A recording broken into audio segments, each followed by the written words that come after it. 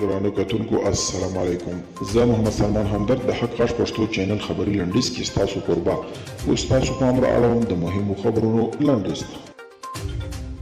د ملي مصالحې عالی شورا رئیس عبدالله په دهوه کې د بین الافغاني ناستې پر د پرانیستو په مراسمو کې په هیواد کې روان جګړې ته په اشاره وویل چې د جګړې اصلي قربانیان خلک دي او څرګنده ده چې زیانونه یې چاته رسیږي.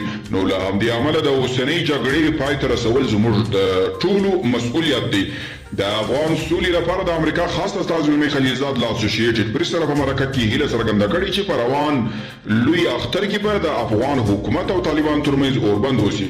خلیلزاد ټینګار کړی چې طالبان په افغانستان کې د جګړې له لارې پوره بریا ته نشي رسېدای.